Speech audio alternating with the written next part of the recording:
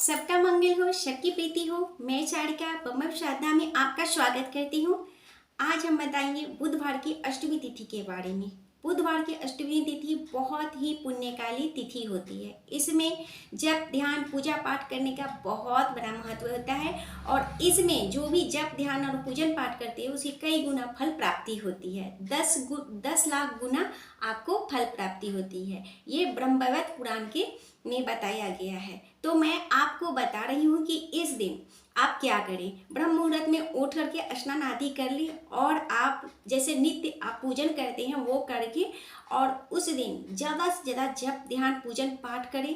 और आप इसमें जैसे ही हवन हुआ या आप किसी भी जैसे कि हवन करवा रहे हो पूजा करा रहे हो तो आपको कई गुना जैसे 10 लाख गुना आपको फल प्राप्ति होती है। बहुत ही पुण्यकाली तिथि होती है।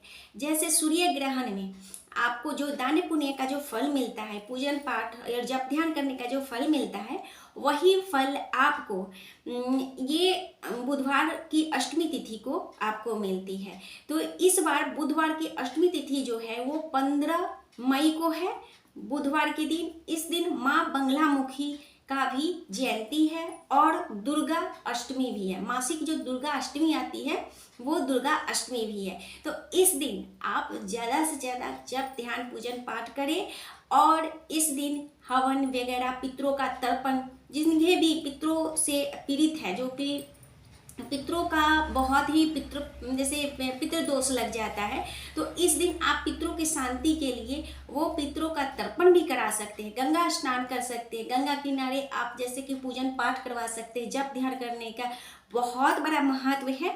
तो इस दिन आप ज़्यादा से ज़्यादा जप ध्यान पूजन पाठ करें। इससे आपको बहुत ही पुण्य की प्राप्ति होगी। 10 लाख गुना आपको फल की प्राप्ति होती है। उसके बाद जैसे कि सोमवती अमावस्या हुआ, उसमें जो जप ध्यान करने का फल प्राप्ति होता है, उसी तरह इसमें बुधवार की अष्टमी तिथि में जप ध्यान पूजन पाठ करने का बहुत बड़ा महत्व होता है। उसके बाद है कि मंगलवार की चतुर्थी में, उसके बाद रविवार की सप्तमी तिथि में, ये सब जो है बहुत ही अच्छी तिथि होती है। इसमें आप जब ध्यान और पूजन पाठ करा रहे हैं तो बहुत पुण्य की प्राप्ति हो गया। दान पुण्य कर रहे हैं तो उनमें भी बहुत पुण्य की प्राप्ति होती है। उसके बाद जो भी जैसे जिनको ज़रूरतमंद हो उनकी आप हेल्प करें, सहायता करें, उससे भी आपको बहुत पुण्य की प्राप्ति होगी। किसी का भी मन इस दिन ना दुखाएं, क्योंकि किसी भी व्यक्ति का आप मन दुखाते हैं, इस तिथि का ऐसा भी होता है कि सत्कर्म कर रहे हो तो आपको अच्छी फल प्राप्ति होगी। अगर जब किसी के साथ कुछ बुरा कर रहे हो या किसी को मन दुखा रहे हो या कुछ भी कर रहे हो तो उससे भी आपको बुरा प्रभाव पड़ेगा। तो आप ध्यान रखिए कि इस दिन आप ज़्यादा से ज़्यादा जप ध्यान करें, पूजन करें और दूसरों की मदद करें, दान पुण्य करें और आप अपने जीवन में एक अच्छे व्यक्ति बनने की कोशिश करें, अच्छे बने। तो इससे आपको बहुत ही पुण्य की प्राप्ति होगी, क्योंकि ये जीवन मिला है हमें, ईश्वर की तरफ से मिला है ये जीवन और ईश्वर की भक्ति भाव के लिए मिला है। ज़्यादा से ज़्यादा ये सारी चीज़ें जो हैं, जो हम जिसके लिए लड़ते झगड़ते हैं, वो सारी चीज़ तो यहीं रह जाना है, कुछ साथ में नहीं जाना है। जो हमने भक्ति और भाव किया वही हमारे साथ जाता है और वही जो हमारे सत्कर्म है, जो हम किसी को किसी की भलाई के लिए सोचें। जब हम किसी की भलाई के लिए सोचते हैं तभी हमारे लिए कोई भी भलाई सोचता है। उसके बाद मैं आपको बता रही हूँ कि इस दिन आप माँ बंगलामुखी का भी जयंती है। तो इस दिन आप माँ बंगलामुखी का, जैसे कि आप जब ध्यान और पूजन पाठ करवा रहे हैं माँ बंगलामुखी का, तो आपको जैसे शत्रु से आप परेशान है, बहुत ज़्यादा शत्रु से परेशान है, मतलब कोर्ट कचहरी वगैरह बहुत सारे परेशान है, आपका कोई भी काम बन नहीं पा रहा है, कभी विघ्न बाधा बहुत सारे ऐसे आ रहे हैं, तो माँ बंगलामुखी का आप जप कराएं, पूजन कराएं, पाठ करवाएं, कोई भी अच्छे ज्ञानी ब्राह्मण से करवाएं। ये ध्यान रखें, क्योंकि सभी से आप ऐसे नहीं करवा सकते हैं माँ बंगलामुखी का, क्योंकि आप कोई भी जो अच्छे हो, जो आचार्य अच्छे हो, उन्हीं से आप ये पाठ और पूजन कराएं। तो आपके घर में जो भी जैसे परेशानियाँ आ रही है वो परेशानियाँ कम होंगी।